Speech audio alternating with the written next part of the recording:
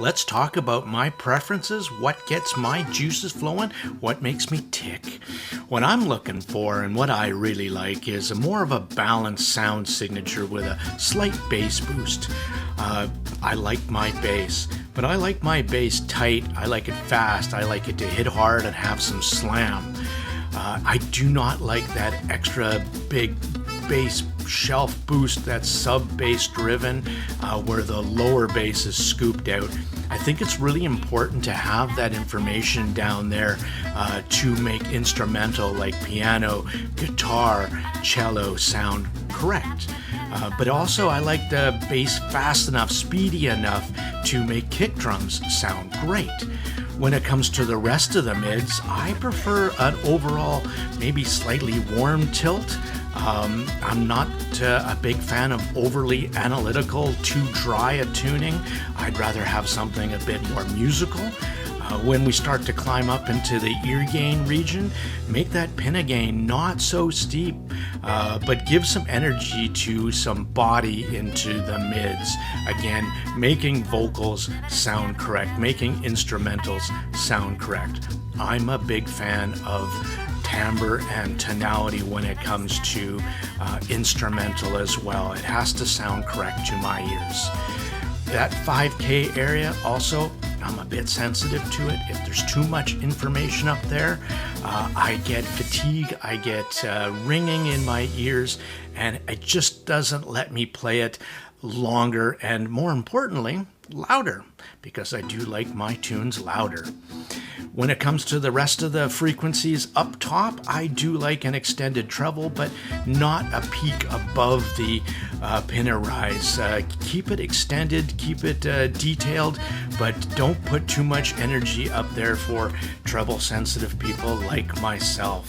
It's got to have enough information to make great stage, to give instrument placement, to make strings sound good, female vocals that aren't too thick. That's what really gets me going, and that's what I'm looking for sound preference wise.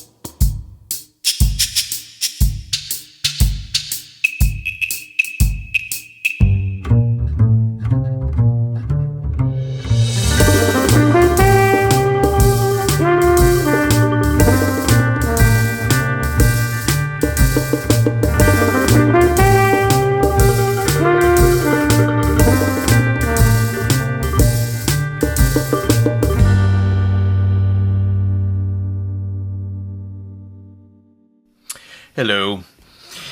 Today I'm doing a video on the SIVGA Q. A lot of people had asked me to my opinion on this little bad boy, and while I had never heard a SIVGA, I was curious. But honestly, I looked it up and I saw the tuning, and you had me at the 10mm beryllium driver. You really did. There is something special in my heart for single dynamic drivers. I really just like the coherency of the way they present.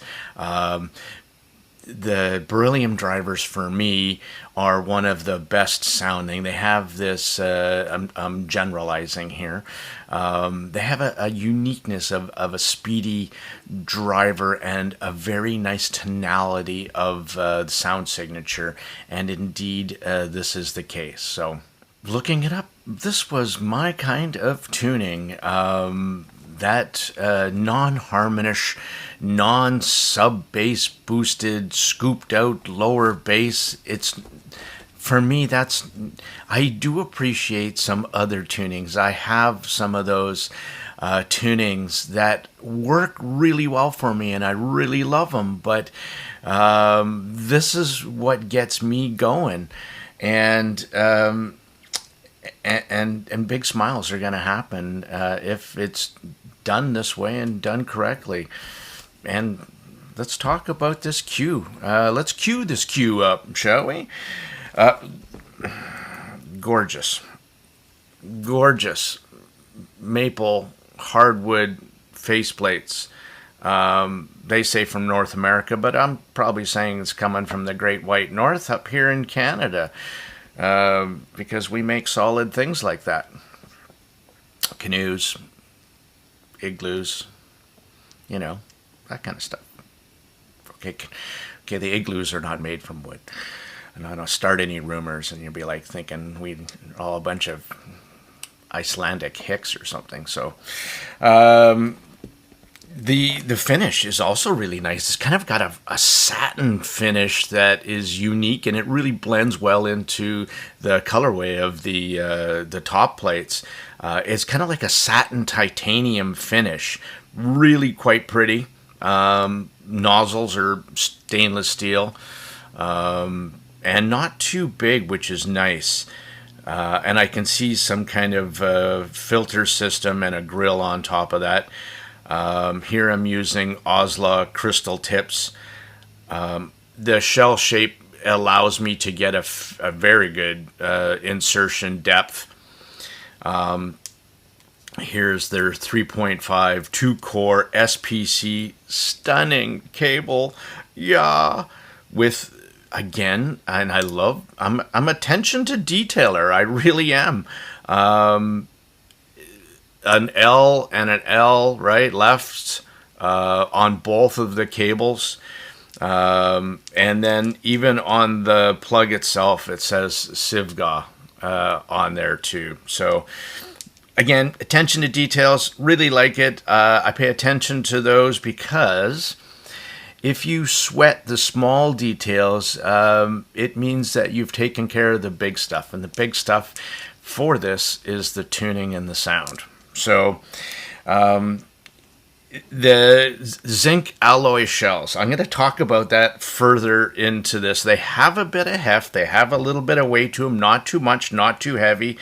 Not Eco OH10 heavy, but a nice weight that you feel that you bought something and it's quality.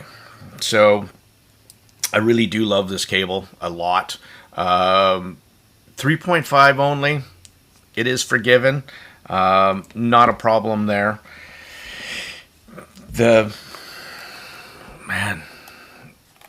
SIVGA leather case. An absolute beautiful, perfectly sized case. That kind of EVA hard kind of shell. Got the little mesh thing on there. I know I'm stupid. I'm talking about a case. A lot of this stuff, it doesn't reflect the $76.90 asking price. That's for sure. It outclasses a whole bunch. So they do give you one of those shirt killer ties that you immediately chuck away, please. Let's talk about sound and sources first of all. So for me, and I haven't done it in the last few videos because they were shorter, but this one, again, my go-to is my desktop stack, my Gishelli Labs J3. Shameless plug there. Love that DAP. Out to my topping A90D. Sparkos inside, yes, the SS2590s. That is my neutral reference clean powerhouse. Love that. If I want to hear how something sounds uncolored, go to. I also went to the A&K Astelin Kern Con Max. My go-to these days, honestly, is the Ibasso DC Elite. I absolutely adore that dongle to smithereens. Where I ended up, actually, was the Canon N3 Ultra. Doesn't pair well with everything, but when you find synergy and magic, on modern tube mode, and single-ended out, high gain, it was magical. I love sources that are more analytical, clean, neutral when pairing with a warmer IM, because I find it brings out the best of both worlds. They can carry the warmth of the IM into the upper, transition into the upper registers, and I find it's a good pairing. So analytical sources. Dongle wise, I also tried the EPZ TP35, that little teeny guy. I'm digging that hardcore as well. It has limitations. It's a great sounding piece, but DAPs are still superior for me. And of course, go to the big boys. Anyway, moving on here. Let's talk about sound. And I want to talk about sound via track impressions, because I think really that is the best way to share how I heard it when I'm listening to some tracks. So forgive me, I'm going to look down and read some of my notes as well as we're going through this. Scared by the Tragically Hip. Let's go Canadian, shall we? I'm loving the extra mid bass to make the guitar sound really good. Gord's vocals were so nice on this track. And as I was listening to this, I pick up the Dunu FALCON Ultra a lot when I'm on, just in a mood to listen to a great single dynamic. And so I thought, that's $220. This is $76.90. How'd the two compare? Well, the Dunu FALCON Ultra, it is a really nice single. It's a very high quality dynamic driver. The Q, I'm not pulling your toe here. Honestly, for me, it gets you 95% there. The FU, the FALCON Ultra, is still more resolving, especially up top where it has a bit more energy, and the Dunu still goes down, pulls down lower, but this is less than half its price. It's very impressive. The Q is very impressive. If you're willing to EQ, you can get a FALCON Ultra on the cheap. That's my takeaway on that. So, Moon Hearts in Space, Tina Gao, cello. I love cello.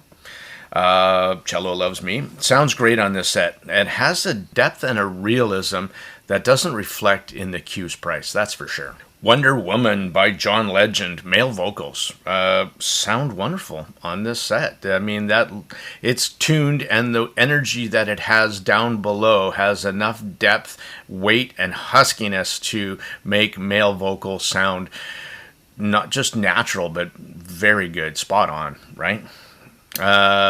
Switching tracks here. Thank You by Ditto. Almost said something else that was made out of silicone, but I didn't. Female vocals sound a bit thick, but not in a bad way. just a bit more colored in its tonal weight.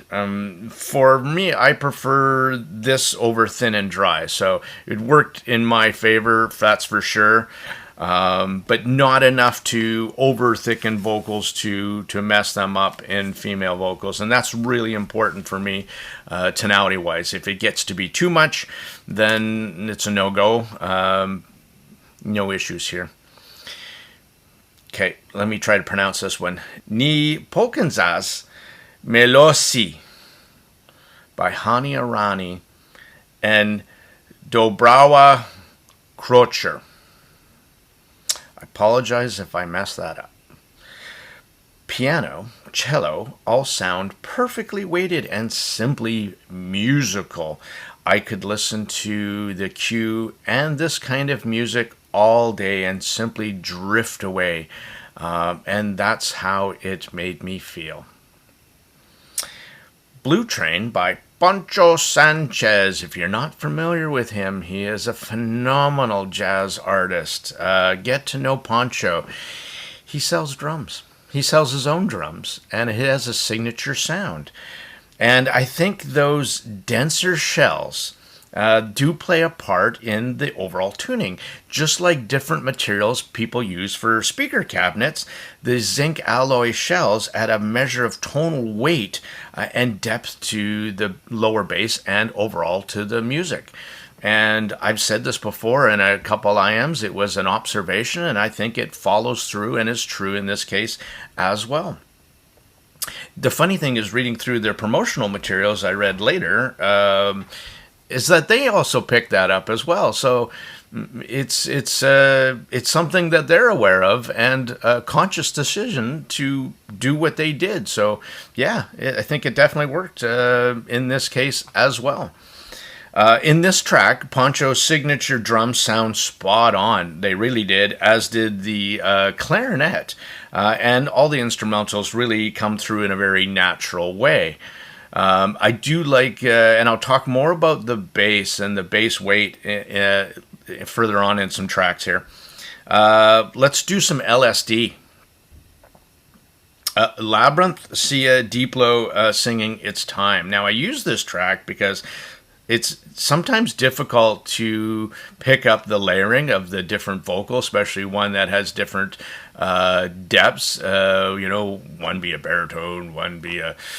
I don't know what you call it, but bear with me here. The combination of the different tonality of the singer's vocals is sometimes hard to pick up. And then there's the piano and the weight of the piano as well. Sometimes it drowns out. So there is a balance that's needed in this track, and it's a really good one to listen to pick that out. And sometimes if there's too much upper mids, you get some sibilance, and I'm happy to say that at 2 minutes and 30 seconds, when you get all the layering of the vocals and the piano kicks in, the cue did this one very, very well. It was a very balanced presentation, excellently done. Rackham live by Dead Can Dance. So I use this track to listen to how open and expansive effects the stage is, and how I can hear that. The cue to me presents a more immersive experience, a more intimate stage with nice, it does have nice width, depth, and height, but not that kind of crazy 3D placement stage that you do get some with other IMs. And that probably has to do with the upper treble region being a kind of bit soft up there. So, but for me, I prefer this kind of tuning when I want to just get lost into the music, and the cue does this again very, very well. Friction by the Crystal Method, EDM, right? Yep, the cue lets you turn it up quite loud. And which was surprising on this Beryllium driver does pull down low, very low. While not the speediest Beryllium driver that I have heard, do new FALCON Ultra is still faster there. It does have a nice decay and does make the bass notes hit with authority, and just a bit extra oomph. So yes, it traded off the speedy, kick you in the face kick drum punch, but it added a little bit more weight and depth, texture to the bass, which I did find enjoyable as well. Treble for EDM, if you have too much spiciness, it doesn't let you turn it up, but you need enough to get the full effect. And here the Q is very unoffensive. Lots of sparkle, no hint of harshness for me. Again, tips. You got to choose the right tips. If you're getting sibilants, I always use, for me, I prefer big wide bore tips. And the Oslo crystal tips do a fantastic job of controlling that. The other one that does it is that Pen-On liquor tips in the orange ones, does a great job. There's my Dunu FALCON Ultra setup there. So just wanted to mention that too. Just like sources, tips are massively more important, the most important, right? To conclude, a gorgeous sounding driver tuned to a slightly warmer tilt. Not going to be for treble heads, but it's definitely, I think, an all-rounder, good for many, many genres that it will play. Stand out presentation, accessories, that certainly doesn't reflect in its asking price. Performance, to come close to some of my favorite single dynamic drivers without paying the extra.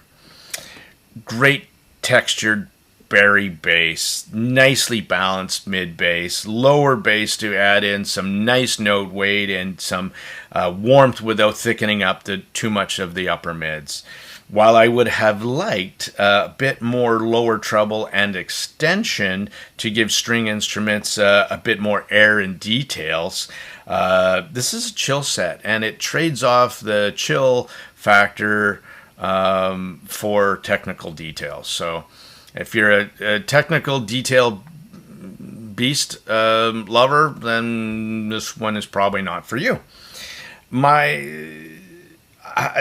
I would say, though, overall, for me, this is my first taste of SIVGA, and it has me now curious, looking for more. And I think that's why the Q exists, to get you hooked for that taste. And it does it very, very well indeed. So good job, SIVGA. Thank you, Lily, for sending me this unit. Greatly appreciated. I'm glad I reached out, and I'm glad you guys came through for me to provide this unit for my channel. So thank you very much. Thank you for watching, and take care for the next one. I'm trying to wrap my head around this Kotori Audio Zephyr with a completely different tuning. And it's a titanium driver, and it's